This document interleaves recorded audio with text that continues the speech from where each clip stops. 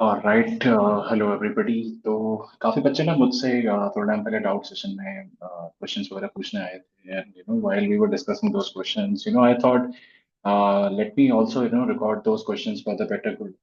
तो what I am right now doing is I selected couple of questions जो आप ही में से कई लोगों ने मुझसे भेजे थे, and you people asked me to record those questions. मैं अभी कुछ क्वेश्चन उठा रखे हैं, and I'm going to solve this. This is from first law of thermodynamics, and hopefully these solutions and interaction that we do will be quite helpful to you people. So I've picked up easy as well as medium level questions of this particular topic जो जो मुझे मिल गए। ठीक है, सारे के सारे first law. तो let's start doing this questions.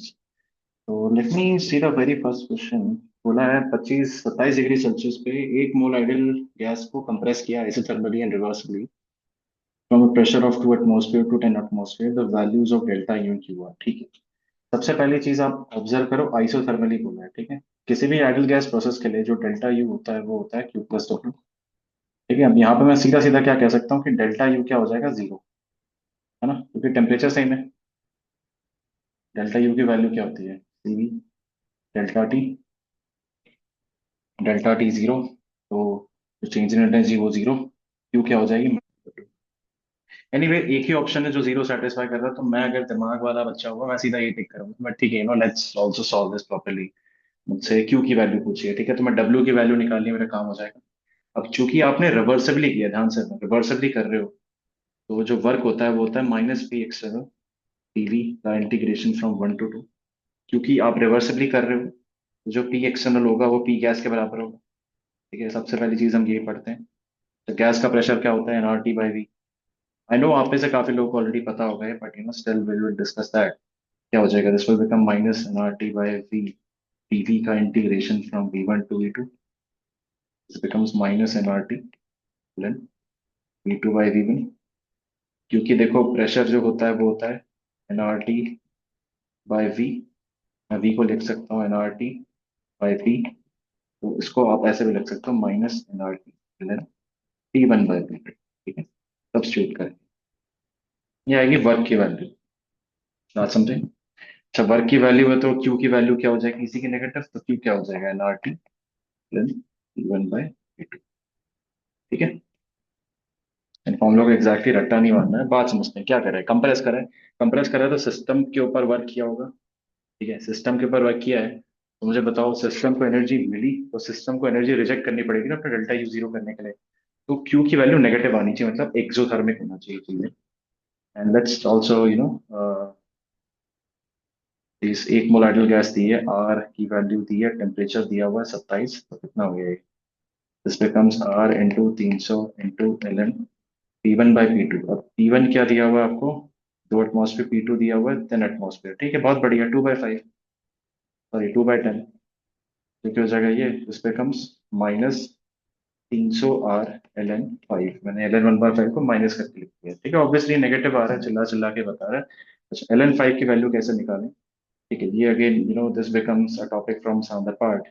But आपको पता होना चाहिए कि ln 10 की वैल्यू होती है 2.303, log 2 की वैल्यू होती है 0.3, तो डेफिनेटली log 5 की वैल्यू क्या हो जाएगी, 0.7। ठीक है, so this will become -300। R की वैल्यू तुम मान लो 25/3 जूल्स के आसपास। ठीक है, क्वेश्चन में अगर देखूं तो जूल्स में, कैलोरीज में पूछा, तो आर की वैल्यू होती है 2 कैलोरी अप्रोक्सीमेटली। ठीक है, ln 5 की वैल्यू हो जाएगी 2.303 into log 10, that becomes 1 - 0.3।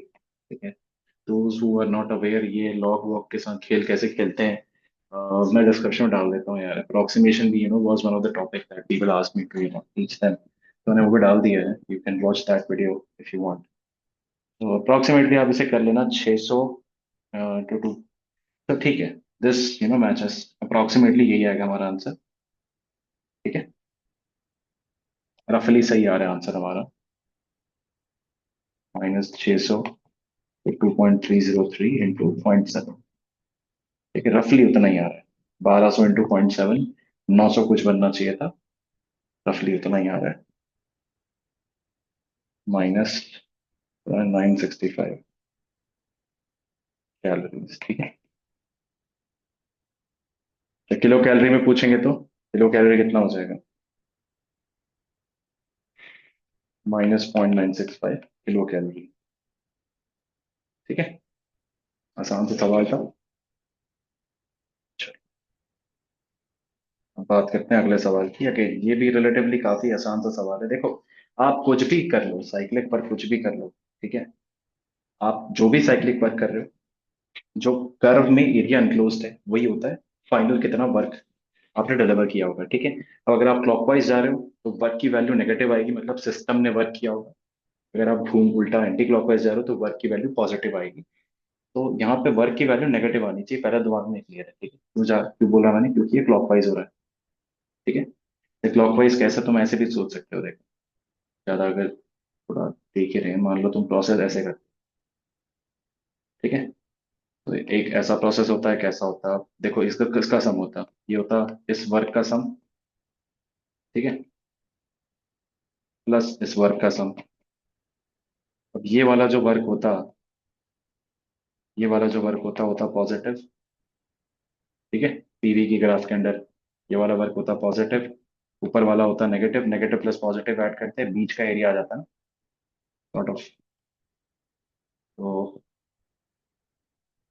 Anyway solve है। तो प्रेशर वॉल्यूम देखो पीवी कर्व के अंदर होना चाहिए ग्राफ। ठीक है, मैं क्या करूंगा, पीवी कर्व के अंदर ये ट्राइंगल है, इस ट्राइंगल का जो हाइट है, हाइट होगी इसकी 4p माइनस पी, 3p होगी।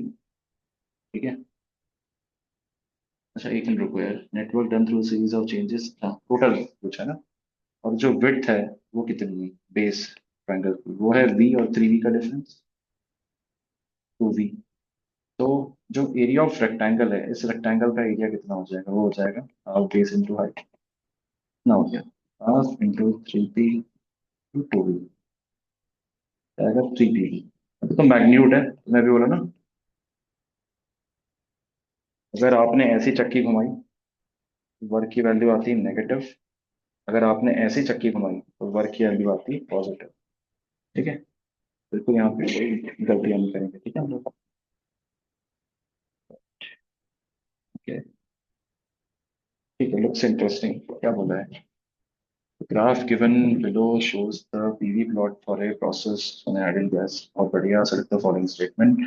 ठीक है, पी और वी की बीच में वेरिएशन दिया हुआ है और चार ऑप्शन पूछा, enthalpy content of the continuous the gas is continuously increasing the process is carrying out slowly. तो सबसे पहली बात, क्योंकि कर्व स्मूथ है, क्योंकि कर्व स्मूथ है इसका मतलब क्या है? रिवर्सेबल है। अभी तो प्रेशर डिफाइंड होगा ना, जब भी आप किसी ग्राफ बनाते हो वहां पे प्रेशर डिफाइंड है, टेम्परेचर डिफाइंड है, मतलब क्या है वो? रिवर्सिबल है। ठीक है, ये तो फंडा होता है रिवर्सिबल का, जो ड्राइविंग फोर्स है वो नेग्लिजिबल हो, इनफाइनाइटली स्मॉल हो। ठीक है, तो यहाँ पे प्रेशर डिफाइंड है, मतलब ये कर्व तो स्लो ही कर रहे हैं, अभी डिफाइंड है ना। बहुत बढ़िया। ठीक है, एंथैल्पी बोल रहे हैं कि कंटिन्यूसली इंक्रीज हो रहा है, तो ठीक है, एंथैल्पी के बारे में समझते हैं गैस के। एंथैल्पी जो होता है उसका एब्सोल्यूट वैल्यू तो हमें पता नहीं है, बट जो चेंज इन एंथैल्पी होता है वो होता है एनसीपी डेल्टा टी। ठीक है, मतलब अगर टेम्परेचर इंक्रीज करेगा तो एंथैल्पी इंक्रीज करेगी। ठीक है, जब टेम्परेचर इंक्रीज करेगा तो एंथैल्पी इंक्रीज करेगी। अब टेम्परेचर कैसे इंक्रीज करेगा, कैसे बताएगा? तो ग्राफ को देखते हैं, मुझे बताओ, हमें पता है पीवी होता है एनआरटी, तो कहने से अगर पीवी बढ़ेगा तो एनआरटी भी बढ़ेगा। ये तो कांस्टेंट है, इसका मतलब क्या है? अगर पीवी का प्रोडक्ट बढ़ रहा है तो टेम्परेचर भी बढ़ना चाहिए ना। तुम यहाँ से यहाँ तक ट्रैवल करो, मुझे बता दो पी का प्रोडक्ट बढ़ नहीं रहा है। यहाँ जब तुम यहाँ से यहाँ तक जा रहे हो तो प्रेशर बढ़ रहा है, वॉल्यूम उतनी है। ठीक है, पीवी बढ़ ही रहा था, यहाँ से यहाँ जा रहे हो तो देखो प्रेशर घटना नहीं शुरू हुआ, प्रेशर तब भी बढ़ रहा है, वॉल्यूम भी बढ़ रही है। ओके, पीवी की वैल्यू बढ़ेगी यहाँ तक भी। ठीक है, यहाँ पे भी तुम इसके आगे जाओ, प्रेशर भी बढ़ रहा है, वॉल्यूम भी बढ़ रही है, ऐसा कुछ नहीं हुआ ना, इस टाइप का कुछ। तो प्रेशर वॉल्यूम बढ़ते जा रहा है, इसका मतलब क्या है कि एंथैल्पी भी बढ़नी ही चाहिए। ठीक है, विदाउट एनी डाउट एंथैल्पी भी बढ़नी ही चाहिए। And for a matter of fact internal energy भी बढ़ रही है। ठीक है, चलिए, तो सिंगल ऑप्शन करेक्ट था, तो आई थिंक खत्म हो गया खेल, बट बाकी ऑप्शन भी कर ही लेते हैं। Enthalpy content of the gas पास increases and decreases, nonsense. Process quasistatic है, ये तो सही बात है, क्वाजियोस्टैटिक तो है, मतलब रिवर्सिबल है। क्वाजियोस्टैटिक इसलिए बोलते हैं क्योंकि रिवर्सिबल प्रोसेस। मुझे खुद बताओ तुम, infinite very small driving force के साथ फाइनाइट टाइम में कभी प्रोसेस कंप्लीट कर पाओगे क्या? टाइम भी इनफाइनाइट लगेगा, तो बस it's like it looks almost static, false static, इसलिए इसको क्वाजियो स्टैटिक बोलते हैं।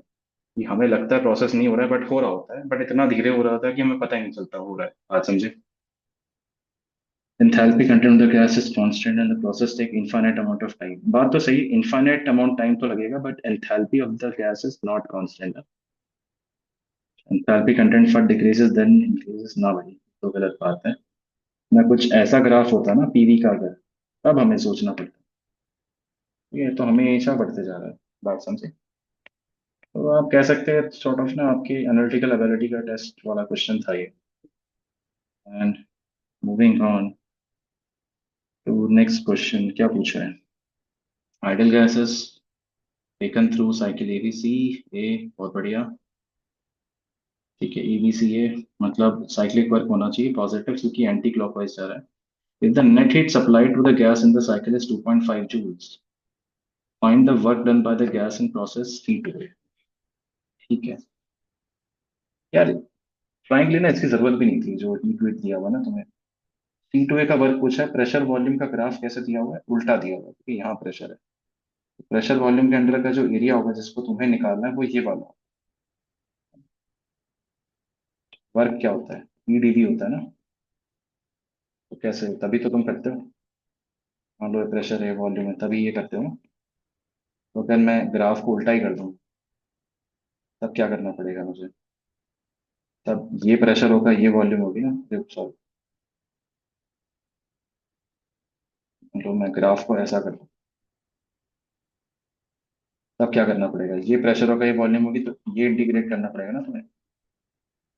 तो हमको कौन सा एरिया निकालना है? Other shaded part.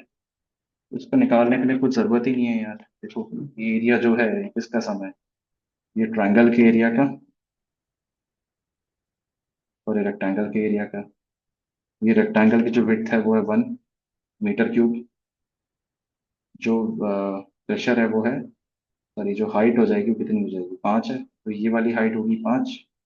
अच्छा, ये भी 5 दिया हुआ है, यहाँ पे 10 दिया हुआ है, तो this also becomes 5 for those who are not able to C.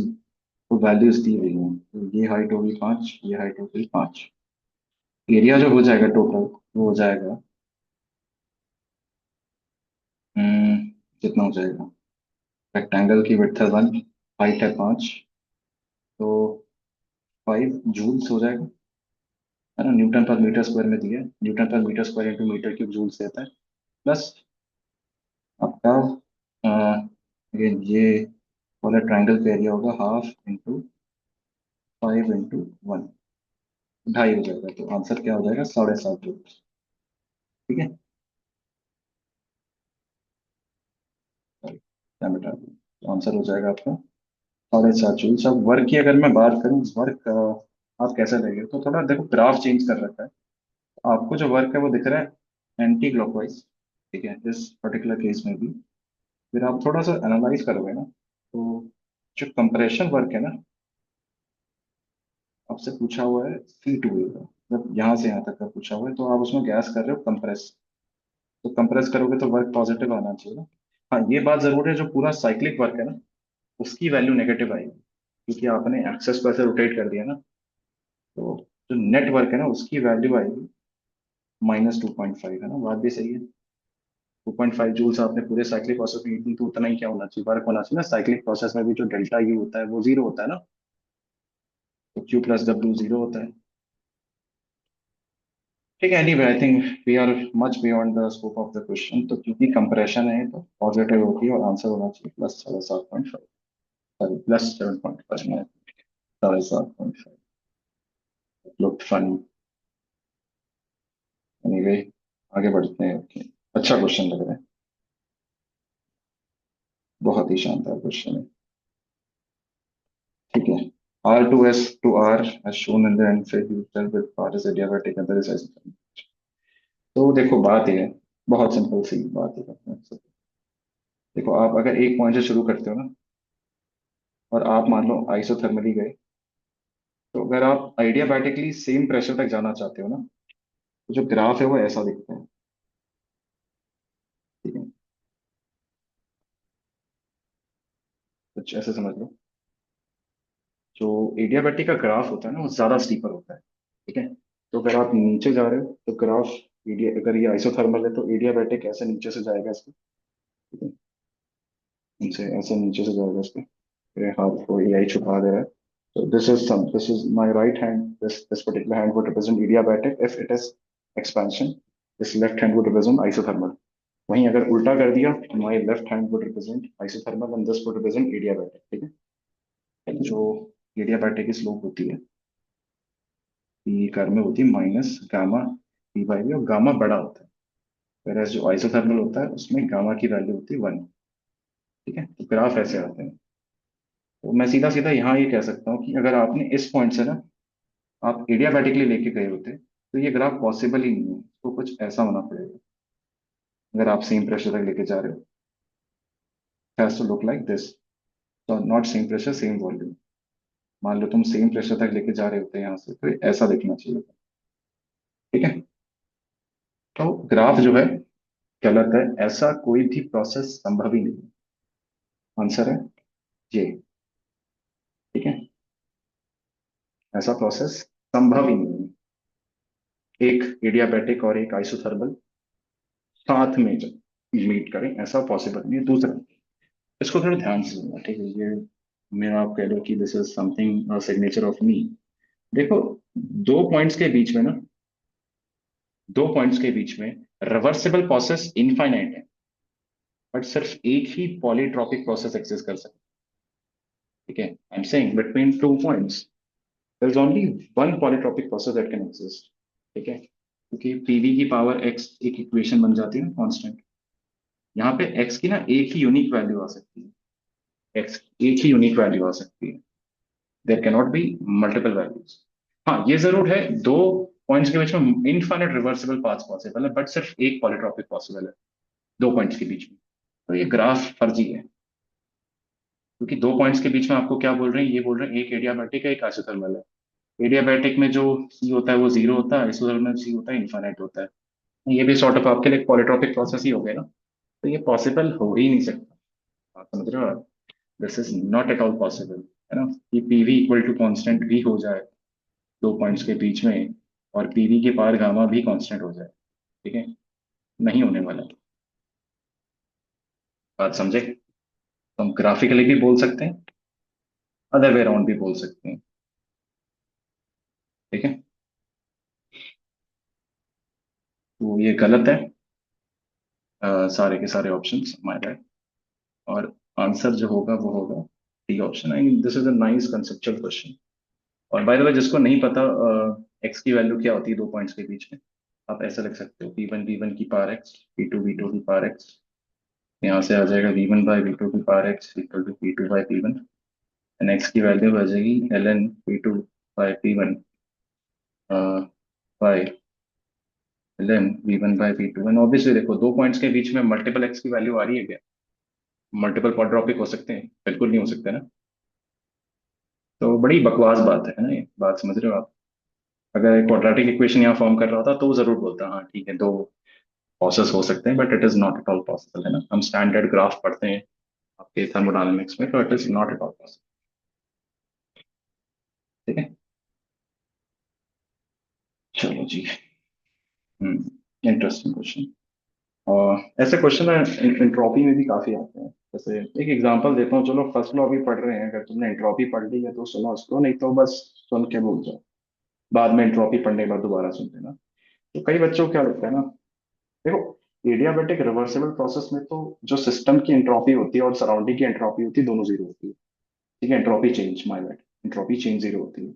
But अगर आपने प्रोसेस इरिवर्सिबली किया है ना, तो सराउंडिंग की भले ही एंट्रोपी चेंज जीरो होती है क्योंकि तुमने उसको हीट दिया ही नहीं, बट सिस्टम की जो एंट्रोपी चेंज होती है वो कभी भी जीरो नहीं आती इरिवर्सिबल केस में।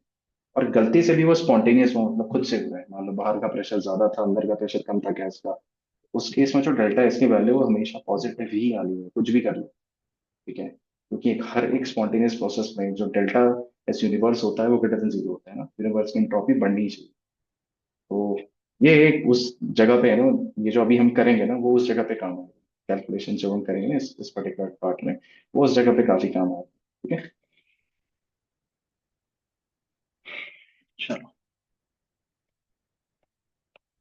एक आइडल गैस थी 300 केल्विन पे, बहुत बढ़िया। क्या थी? सीवीएम दिया हुआ है, मतलब ये गैस क्या है? ये डायटोमिक है। बहुत बढ़िया। ठीक है। और ये एक्सपैंड करी adiabatically to pressure of 2 atmosphere, और भी बढ़िया। बोला क्या है? एक डब्बा था, एक पिस्टन मान लो। ठीक है, आपने इसको कर रखा था इंसुलेट, तो कोई हीट लॉस नहीं हुआ, एडियाबैटिकली हो रहा है। और हुआ क्या, ये गैस जो थी 1 एटमॉस्फेयर पे थी, और बाहर का जो प्रेशर था वो था 2 एटमॉस्फेयर। तो गैस क्या करेगी? एक्सपैंड करेगी। कब तक करेगी? जब तक प्रेशर 2 एटमॉस्फेयर में हो। ठीक। ठीक है, बहुत बढ़िया। तो जो इस प्रोसेस के लिए डेल्टा यू है वो क्या हो जाएगा? Q plus W. अब क्यू की वैल्यू तो जीरो है क्योंकि एडियाबैटिक है, बट क्या डब्ल्यू की वैल्यू जीरो है? नहीं ना। डब्ल्यू की वैल्यू तो नेगेटिव आएगी, एक्सपैंड करें ना गैस। अच्छा, डेल्टा यू की वैल्यू क्या हो जाएगी? वो हो जाएगी 1 मोल दिया हुआ तो it will become CV delta T. ठीक है, सीवीएम बोल सकते हैं, यहाँ पे सीवीएम बोलना चाहिए, बट ठीक है, सीवी समझ जाओ यार। यहाँ पे मैं मोलर हीट कैपेसिटी की बात कर रहा हूँ, सीवी डेल्टा टी होना चाहिए। ठीक है, डब्ल्यू की वैल्यू निकालते हैं। डब्ल्यू की वैल्यू तो होती है minus P external into delta V, constant external pressure के थ्रू कराया ना। बहुत बढ़िया। V final minus V initial, और भी बढ़िया। देखो, जो वी फाइनल होगी वो क्या होगी? वो होगी N R T final by, sorry, by P final, है ना, जो कि पी एक्सटर्नली होगा। फाइनल वॉल्यूम तब आएगी ना जब एक्सटर्नल प्रेशर और इंटरनल प्रेशर सेम हो जाएगा। माइनस ई इनिशियल, ये कितनी है? तो ये होगी N R T initial by P initial. ठीक है, अब यहाँ पे वैल्यूज वगैरह डाल देते हैं। 2 एटमॉस्फेयर था तो क्या हो जाएगा आंसर? -2 वर्क की वैल्यू एटमॉस्फेयर इंटू एन की वैल्यू 1 है, और टी फाइनल को बोल देते हैं टी। ठीक है, या फिर चलो T2 बोल रहा हूँ, T2 बोल लेते हैं। और नीचे था पी एक्सटर्नल तो 2 एटमॉस्फेयर माइनस आर, T1 बोल देते हैं 1 एटमॉस्फेयर। बहुत बढ़िया। तो वर्क की वैल्यू क्या आएगी? 2 एटमॉस्फेयर 2 एटमॉस्फेयर कट जाएगा, ये आएगी -RT2। ठीक है, +2 RT1। बहुत बढ़िया। सीवी डेल्टा टी की वैल्यू क्या होगी?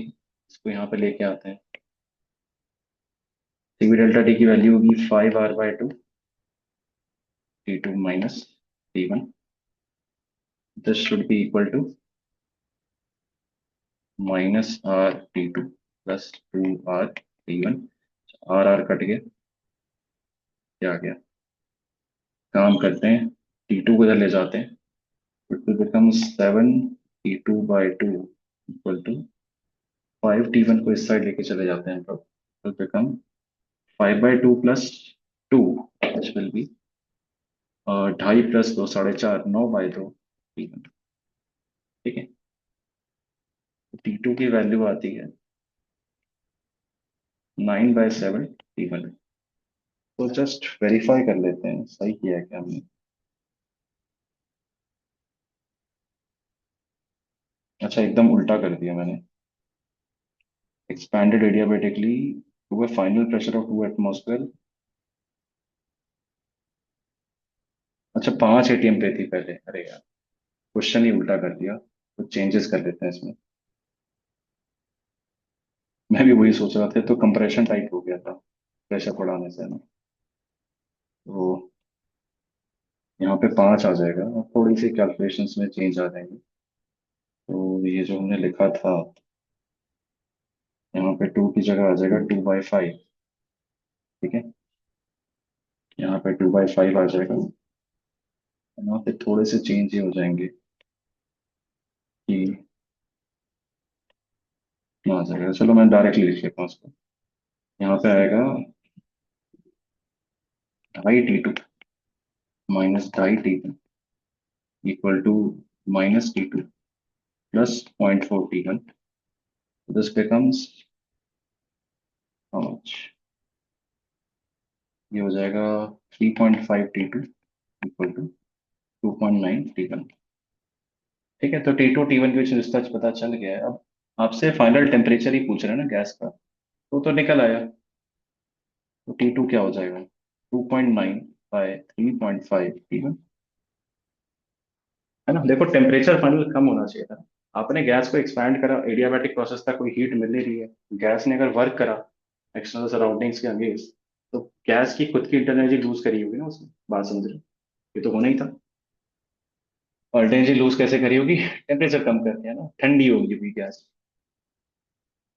तो कितना आ जाएगा, तो T2 आएगा 2.29/35 इंटू इनिशियल टेम्परेचर, देख लेते हैं कितना दिया है।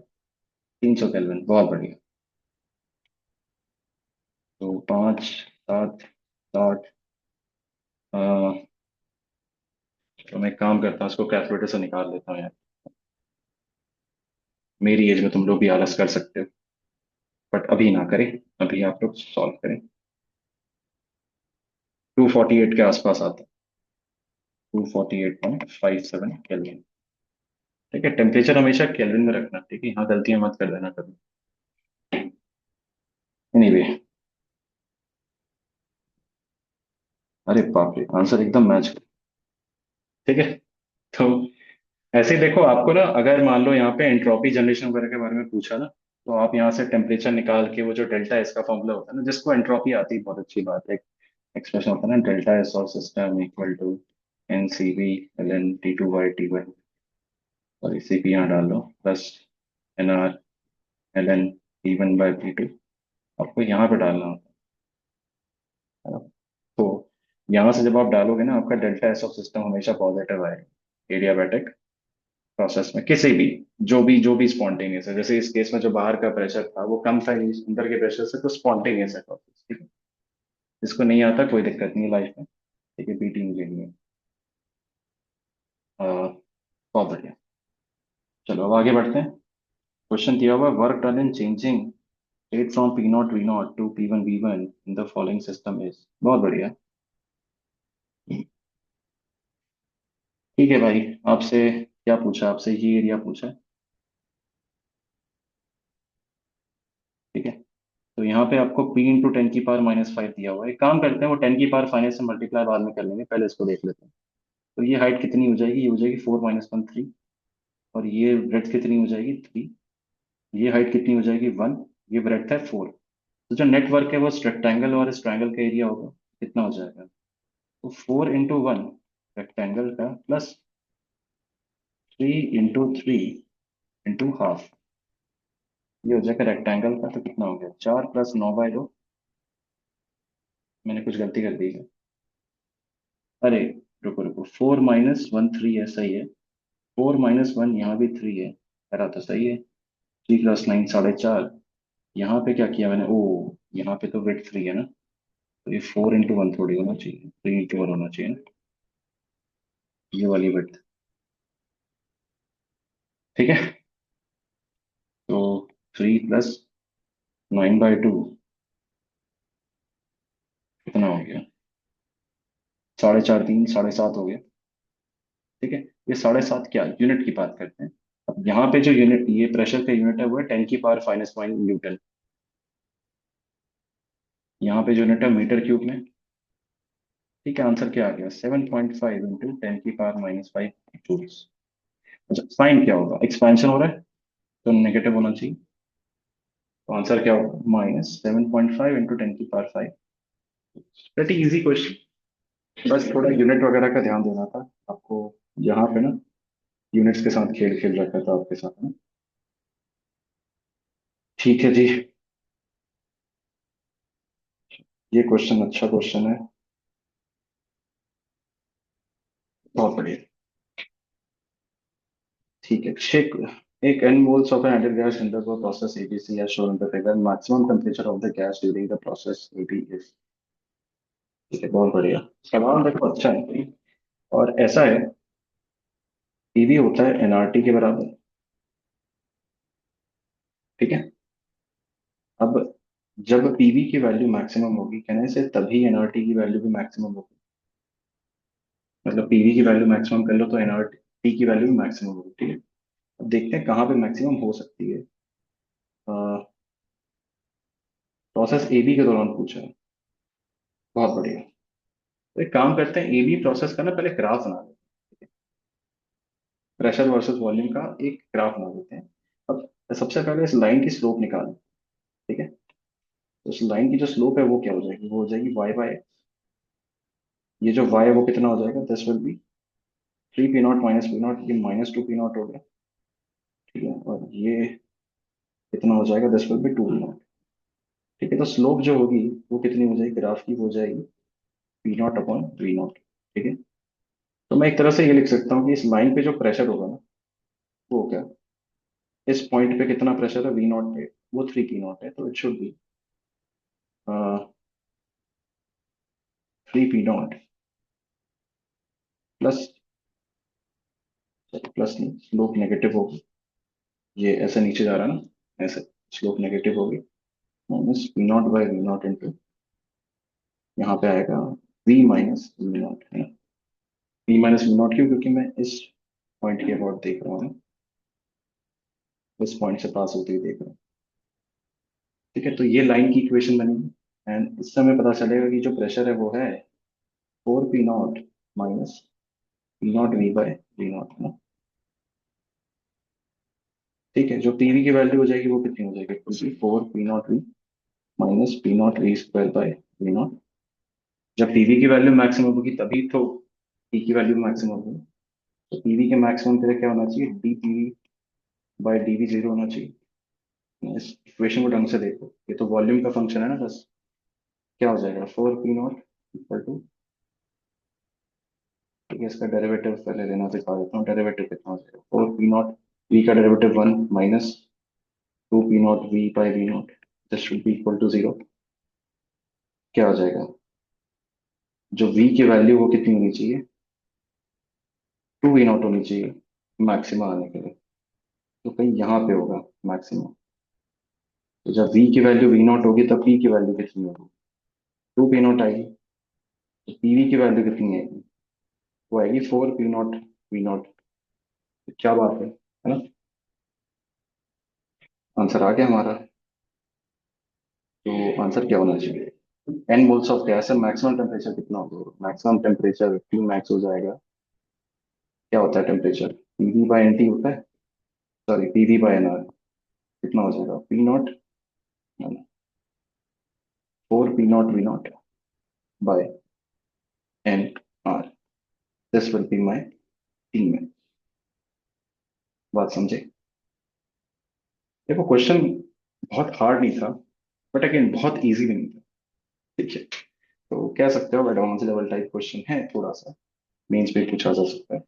Next, little bit of sense, ये बात करिए मिक्सचर ऑफ गैसेस की। ठीक है, तो ये थोड़ा सा, चलो आपको मैं बेसिक्स बताता हूँ पहले। देखो, अगर आप बात कर रहे हो किसी भी गैस की, तो आप लिखते हो उसके लिए एन सी डेल्टा टी, वही क्या होता है उसका चेंज इन इंटर एनर्जी होता है। मान लो मिक्सचर का जो सी था वो था सी एवरेज, तो अगर सी एवरेज था मिक्सचर का हीट कैपेसिटी, तो मैं कहना से N C average delta T होगा उसका change in inter energy, this would be equal to N1 C1 delta T plus N2 C2 delta T. ये C1 C2 किसके हैं, ये वो गैसेस के हैं जो कि मिक्स हुई है ना, अलग अलग सी की मान लो आपने गैसेस मिक्स कर रखी है, तो आप चेंज इन एनर्जी को ऐसे लिख सकते हो, है ना। तो यहाँ से सी एवरेज क्या आ जाएगा, N1 C1 plus N2 C2, my bad, by total number of moles, बस। इंटरनल एनर्जी में जो सी एवरेज होता है वो सीबी होता है, गैस का जो एवरेज सीबी है कैसे निकालोगे आप, इट विल बी, अच्छा, N1/N1 प्लस N2 मोल फ्रैक्शन हो जाएगा, it will be summation of mole fraction of gas into CV of gas, I equal to 1 से n। ठीक है, सारे गैसेस मिक्सर को जोड़ दो। ठीक है, हमें ये भी पता है कि सीपी क्या होता है किसी भी गैस का, वो होता है सीपी प्लस आर, पता ना हमें सीपी की वैल्यू।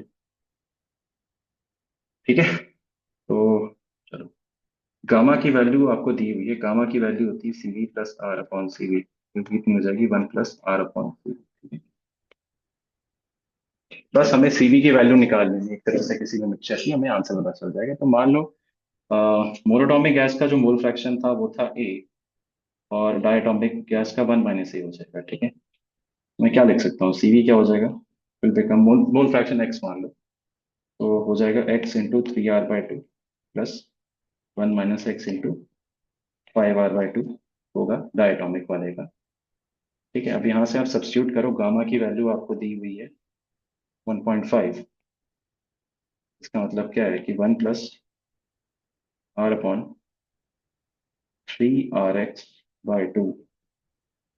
Plus 1 - x × 5r/2। ठीक है, आर आर उड़ गया। और अगर आप इसे सॉल्व करोगे आपको मिलेगा, आपको यहाँ से मिल जाएगा x = 1/2।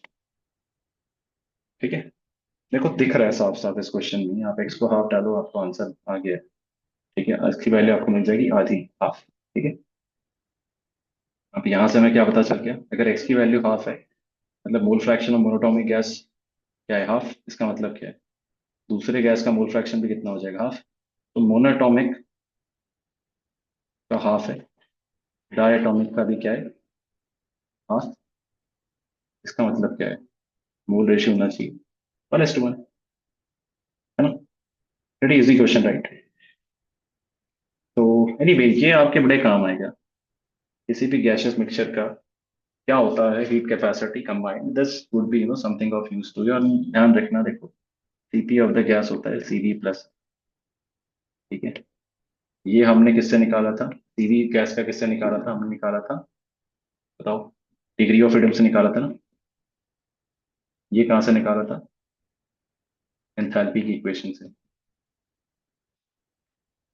और ये जो था जनरल था, गैस पे डिपेंड नहीं करता है, किसी भी गैस के लिए सीपी जो होता है CV+R होता है आइडल गैस के लिए। ठीक है, तो I think that is it.